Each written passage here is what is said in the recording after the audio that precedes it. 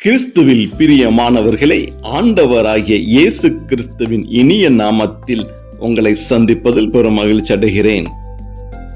நற்கருணை ஆண்டவர் இரக்கமிக்கவராக நம்மளை ஒவ்வொரு நாளும் நற்கருணை வாயிலாக வாழ வைத்துக் கொண்டிருக்கின்றார். நம் ஒவ்வொருவருடைய பாவ பலவீனங்களை மன்னித்து ஒவ்வொரு நாளும் ஒவ்வொருவரையும் நற்கருணையின் வாயிலாக நம்மளை தேடி வந்து நம்மளுடைய பாவ பலவீனங்களை மன்னித்து இரக்கம் காட்டுகிறவராக இருந்து கொண்டிருக்கின்றார். அன்பார்ந்தவர்களே, இன்று பலரது வாழ்க்கையில் நாம் பல வேளைகளிலே தவறுகளை மேற்கொண்டு பாவ நிறைந்த வாழ்க்கைக்குள் கடந்து சென்று கொண்டிருக்கின்றோம். இப்படியாக பல காரியங்கள் நிமித்தமாக நாம் பாவத்திற்கு உட்படுத்தப்படுகின்றோம். நாம் பல காரியங்களிலே ஆண்டவருக்கு பிரியமில்லாத காரியங்கள் வாயிலாக நாம் பலவீனம் அடைந்து கொண்டிருக்கின்றோம். ஆனால் நாம் அவரை தேடி செல்கின்ற போது அவர் நம்மளுடைய பாவங்களை மன்னித்து நமக்கு இரக்கம் காட்டுகிறவராக நற்கருணை வாயிலாக விளங்கி கொண்டிருக்கின்றார். ஆண்டவரை தேடி செல்கின்றவர்களுக்கு அவர் இரக்கம் காட்டுபவராக வாழ்ந்து கொண்டிருக்கின்றார். திருப்பாடல் 40:11 வார்த்தைகள் இவ்வாறாக கொடுக்கப்பட்டிருக்கின்றது: ஆண்டவரே, உமது பேர் இரக்கத்தை எனக்கு காட்ட மறுக்காதேயும். இந்த வார்த்தைகளை நாம் இந்த சிந்தனைக்காக எடுத்துக்கொள்கின்றோம். பலரது வாழ்க்கையிலே நாம் பாவ பலவீன நிமித்தமாக ஆண்டவரை தேடாமல் மேலும் மேலுமாக ஆண்டவருக்கு அஞ்சி அவரை நாடாமல் தேடாமல் நற்கருணை உட்கொள்ளாமல் ஆண்டவரை புறம் தள்ளிவிட்டு நாம் மேலும் மேலுமாக பாவ வாழ்க்கைக்கு தள்ளப்பட்டு கொண்டிருக்கின்றோம். அநேகருடைய வாழ்க்கையிலே இன்னைக்கு கிறிஸ்தவர்களே ஆண்டவரை தேடாமல் ஆண்டவரை ஆராதிக்காமல் அவர்களுக்கு பிடித்தமான வாழ்க்கையை வாழ்ந்து கொண்டு அவர்களே கெடுத்து கொண்டிருக்கின்றார்கள். அன்பார்ந்தவர்களே, இப்படியான ஒரு சிந்தனை கதை என்னவென்றால், 2 இளைஞர்கள் ஒரு ஊரிலே தாறுமாறான வாழ்க்கை வாழ்ந்து கொண்டிருக்கின்றார்கள். ஆண்டவர் அவர்களை பார்த்து கொண்டிருக்கின்றார். இப்படியான ஒரு இளம் வயதில் பாவ வாழ்க்கையிலே வாழ்ந்து கொண்டு இருக்கின்றார்களே என்று சொல்லி வேதனைப்பட்டு கொண்டு இருக்கின்ற போது தேவதூதர்களை அவர்கள் மத்தியில் அனுப்புகிறார். அந்த 2 வாலிப நண்பர்கள் ஒரு இடங்களிலே உட்கார்ந்து மது அருந்தி கொண்டு இருக்கின்றார்கள். அப்போது தேவதூதர் மனித வடிவில் அவர்களுக்கு முன்பாக தோன்றி அவர்களிடம் பேச ஆரம்பிக்கின்றார். நீங்கள் எல்லாம் ஏன் இப்படியாக வாழ்ந்து கொண்டு இருக்கின்றீர்கள்? நீங்கள் வாழ்கின்ற வாழ்க்கை உங்களுக்கு அர்த்தமுள்ளதாக இருக்கின்றதா? ஏன் இப்படியான பாவ வாழ்க்கையிலே உங்களை நீங்கள் உட்படுத்திக் கொள்கிறீர்கள் என்று அவர்களிடம் பேச்சு கொடுத்து இருக்கின்றார். அப்போது அந்த நபர்கள் தேவதூதரிடம், ஐயா, நீங்கள் சொல்வதெல்லாம் நன்றாகத்தான் இருக்கின்றது, நீங்கள் கொடுக்கின்ற ஆலோசனை எங்களுக்கு பிடித்தமானதாகத்தான் இருக்கின்றது. ஆனால் நான் ஒரு கிறிஸ்தவன், நான் ஆண்டவரோடு இணைந்து வாழ்ந்து கொண்டிருந்தேன். ஆனால் சில பாவ பலவீன நிமித்தமாக நான் மாறுதலான வாழ்க்கைக்கு சென்று விட்டேன். ஆனால் நான் ஆண்டவரை தேடி போவதற்கு எனக்குள்ளே ஒரு பயம் இருந்து கொண்டு இருக்கின்றது. அவரை என்னால் பார்க்க முடியவில்லை. ஏனென்றால் நான் அவ்வளவு ஒரு பாவியாக இருந்து கொண்டு இருக்கின்றேன். ஆண்டவருக்கு பிரியமில்லாத வாழ்க்கையை நான் வாழ்ந்து கொண்டு இருக்கின்றேன் என்று சொல்லி அந்த 2 நண்பர்களில் ஒருவர் சொல்லிக் கொண்டிருக்கின்றார். இதை கேட்ட தேவதூதர், சரி நண்பா, நீங்கள் சொல்வது எல்லாமே சரியாகத்தான் இருக்கின்றது. ஆனால் என்றாவது நீங்கள் ஒரு நாள் நீங்கள் மனம் திரும்பிதான் ஆக வேண்டும். ஆண்டவரை நீங்கள் ஏற்றுக்கொண்டுதான் நீங்கள் வாழ வேண்டும். உங்களுக்காகத்தான் ஆண்டவர் காத்து கொண்டிருக்கின்றார். நீங்கள் எப்போது ஆண்டவரை தேடி போகின்றீர்களோ, எப்போது நீங்கள் செய்த பாவங்களை நீங்கள் உணரப்படுகின்றீர்களோ, அப்போது ஆண்டவர் உங்கள் உள்ளத்தில் வாழ்வார், ஆண்டவர் உங்களோடு பேசுவார் என்று அவர் சொல்லியிருக்கின்றார். அப்போது கூட இருக்கின்ற மற்றொரு சகோதரர், அவர் பிற மதத்தை சார்ந்தவர். அவர் தேவதூதரிடம், ஐயா, அப்படி என்றால் நான் வேறு மதத்தை நான் சார்ந்தவன். நானும் நீங்கள் சொல்வதைப் போல் நானும் ஆண்டவரை தேடி வந்தால் அவர் என் குற்றங்களை மன்னித்து எனக்கு இரக்கம் காட்டுவாரா என்று கேட்கின்றார். அப்போது தேவதூதர் அவரிடம் சொன்னாராம், ஆண்டவருக்கு மத்தியில் கிறிஸ்தவன் பிரமதக்காரன் என்று எந்த ஒரு வேறுபாடும் இல்லை. நாம் அனைவருமே ஆண்டவருடைய பிள்ளைகள்தான். அவர் ஒரு பிள்ளையை கூட வழி தவற விட மாட்டார். பாவ வாழ்கின்ற வாழ்க்கையை அவர் விரும்ப மாட்டார். அவர் எப்போதுமே காத்து கொண்டுதான் இருக்கின்றார். எப்போது என் மகன் என்னை தேடி வருவான் என்று தந்தையானவர் காத்து கொண்டுதான் இருக்கின்றார். அதனால் நீங்கள் இந்த வாழ்க்கையை விட்டு நீங்கள் ஆண்டவரிடம் நீங்கள் தஞ்சம் புகுகின்ற போது அவர் இரக்கமுள்ளவராக இருக்கின்றார். உங்கள் பாவங்களை பலவீனங்களை மன்னித்து அவர் ஏற்றுக்கொள்ளக்கூடியவராக இருக்கின்றார் என்று சொல்லி அந்த தேவதூதர் அந்த இடத்தை விட்டு மறைந்து போகின்றார். அன்பார்ந்தவர்களே, இது ஒரு சிந்தனைக்காக இருந்தாலும் நம்மளுடைய வாழ்க்கையிலும் நாம் சிந்தித்து பார்க்கின்ற போது அநேகருடைய வாழ்க்கையில் இப்படியாகத்தான் இருக்கின்றது. ஆண்டவருக்கு பிடித்தமில்லாத காரியங்களை நாம் செய்துவிட்டு, மன்னிக்க முடியாத காரியங்களை செய்துவிட்டு நாம் ஆண்டவரை தேடி போவதற்கு இந்த பாவங்கள் பலவீனங்கள் நமக்கு தடையாக இருந்து கொண்டு இருக்கின்றது. அப்படி பார்க்கின்ற போது இதன் நிமித்தமாகவே நம் ஆண்டவரை மறுதலித்து வேறு வாழ்க்கைக்கு வாழ ஆரம்பிக்கின்றோம். நாளடைவில் அது என்னவாக மாறுகின்றது என்று பார்த்தால், நாம் கிறிஸ்துவை விட்டு விலகி சென்று நமக்கு பிடித்த வாழ்க்கை இல்லாமல் நாம் சாத்தானுக்கு பிடித்த வாழ்க்கையை நாம் தேர்வு செய்து வாழ்ந்து கொண்டு இருக்கின்ற போது ஆண்டவர் அந்த இடங்களே துக்கமடைகின்றார்.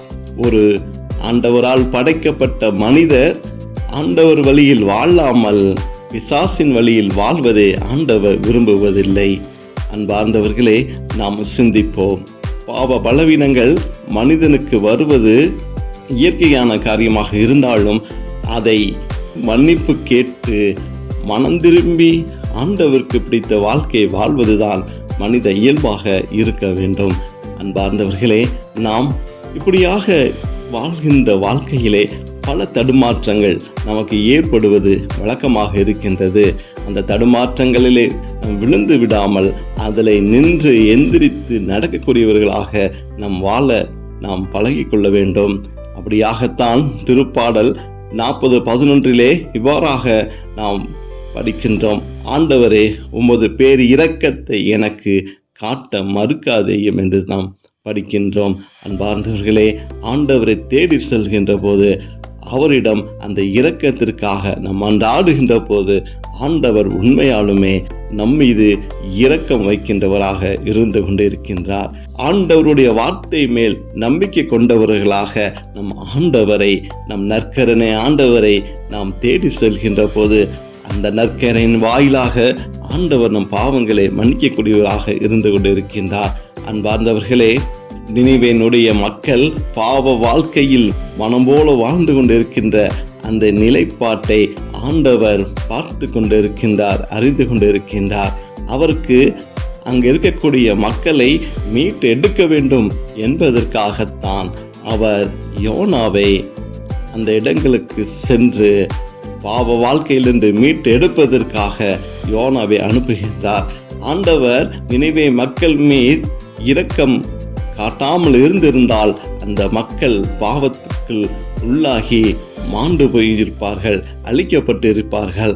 ஆனால் ஆண்டவர் படைப்புகள் எல்லாமே அவருக்கு உகந்ததாக இருக்க வேண்டும் என்பதற்காகத்தான், அவருடைய வாழ்க்கையை மனமாறச் செய்ய வேண்டும் என்பதற்காகத்தான் அவர் யோனாவை தேர்வு செய்து அந்த இடங்களுக்கு அனுப்பி அங்கு அவர் சென்று ஆண்டவரை குறித்து பல காரியங்களை பேசி அவர்களை மனம் மாற்றி நீதியின் பாதைக்கு அழைத்து சென்றிருப்பதை நாம் பார்த்திருக்கின்றோம். அதே போலத்தான் நாமளும் நம்மளுடைய வாழ்க்கையிலும் எவ்வளவு பாடுகள் வேதனைகள் இருந்த போதும் கூட, ஆனால் நம்முடைய வாழ்க்கை மாறுதலாக இருந்தால் ஆண்டவரை நம்ம தேடி செல்வோம். ஆண்டவர் நம்முடைய பாவங்களுக்கு இரக்கம் காமித்து நம்மளை ஏற்றுக்கொண்டு நல்வழியில் வாழ வைக்கக்கூடியவராக நற்கருணை ஆண்டவர் விளங்கி கொண்டு இருக்கின்றார்.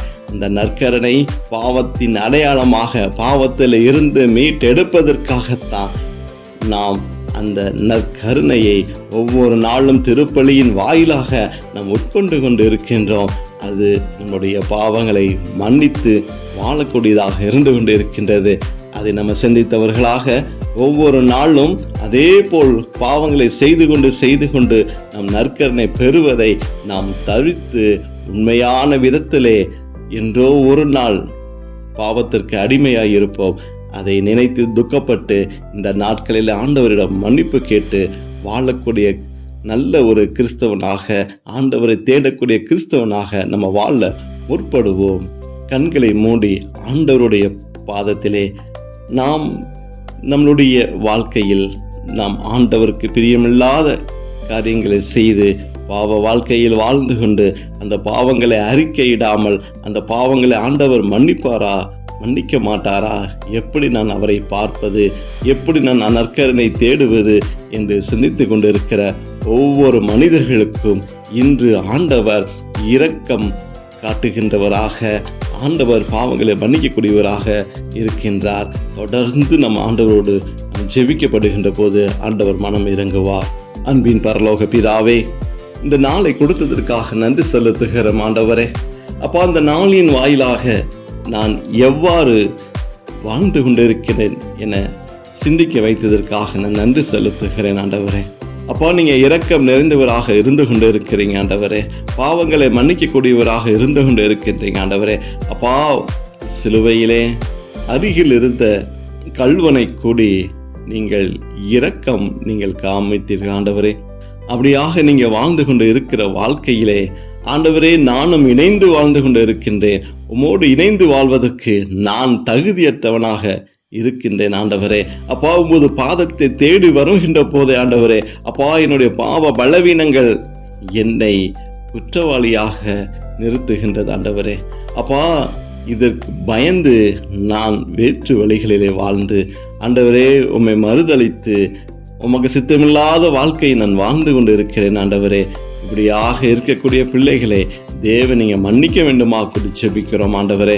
அப்பா, என்னுடைய பாவ பலவீனங்களை மன்னித்து ஆண்டவரே, அப்பா, என்னையும் நீங்கள் இரக்கம் காமிக்க வேண்டும், என் மீது நீங்கள் இரக்கம் காமிக்க வேண்டும் ஆண்டவரே. அப்பா, என் பாவங்களை நான் நினைத்து பார்க்கின்ற போது என் உள்ளம் கூசுகின்றது ஆண்டவரே. அப்பா, நான் என்னை பார்க்கப்படுகின்ற போது எனக்குள்ளே ஒரு அருவருப்பு தோன்றுகின்றது ஆண்டவரே. அப்பா, ஒரு பரிசுத்தமானவரை, என்னை வாழ வைத்து கொண்டு இருப்பவரை என் உள்ளத்தில் நான் வாழ வைப்பதற்கு என் உள்ளம் தயாராக இல்லை என்பதை நான் உணர்கிறேன் ஆண்டவரே. அப்பா, இந்த இடத்திலே நான் இப்படியாக மன்னிப்பு கேட்கின்றேன் ஆண்டவரே. அப்பா, உம்மை விட்டு பிரிந்த வாழ்க்கை ஆண்டவரே, உங்க பிடித்தமில்லாத வாழ்க்கை, அப்பா, உங்க கட்டளை மீறின வாழ்க்கை நான் வாழ்ந்து விட்டேன் ஆண்டவரே. ஆண்டவரே, என் மேல் மனம் இறங்குங்க ஆண்டவரே. அப்பா, என் மேல் இரக்கம் காமிங்க ஆண்டவரே.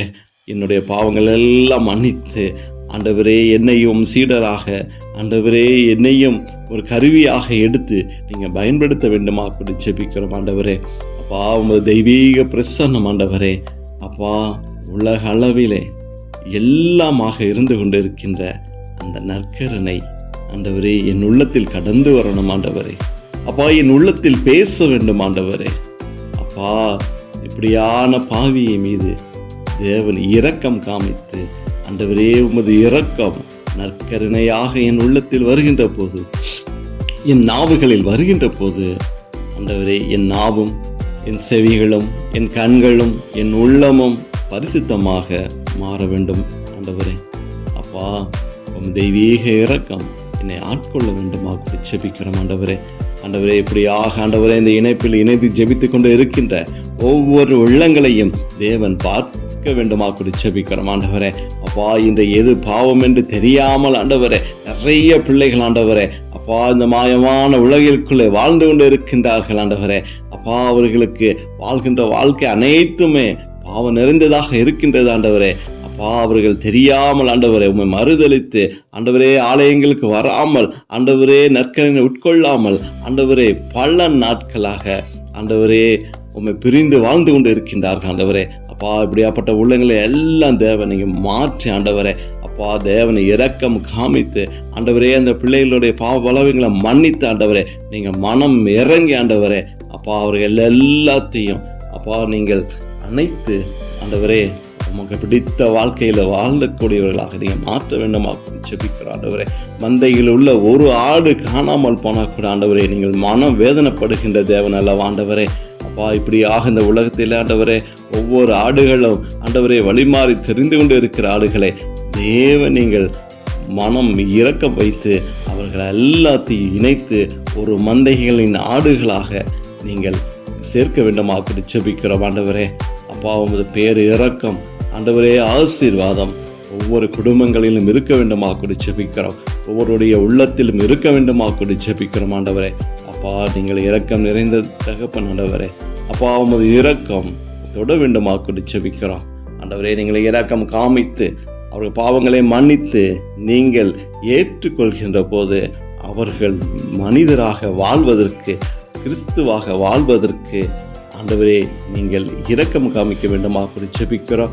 தொடர்ந்து ஆண்டவரே இப்படியான பிள்ளைகள் எங்கெங்கெல்லாம் இருக்கின்றார்களோ அவர்களை தேடி சென்று உமது தேவ தூதர்கள் வழியாக தேவன் அவர்களுக்கு பாவ வாழ்க்கையை உணர்த்தி மீண்டுமாக உமது அருகில் அழைத்து வருவதற்கு உமது பிரசன்ன ஆண்டவரே அப்பா அவர்களுக்குள் கடந்து செல்ல வேண்டுமா அப்படி ஜெபிக்கிறோம் ஆண்டவர். தாம் இப்படியாக எல்லா குடும்பங்களையும் எல்லா நபர்களையும் தேவன் ஆசீர்வதித்து வழிநடத்த வேண்டுமாய் இயேசுவின் நாமத்தில் ஜெபிக்கிறோம் நல்ல பிதாவே, ஆமென்.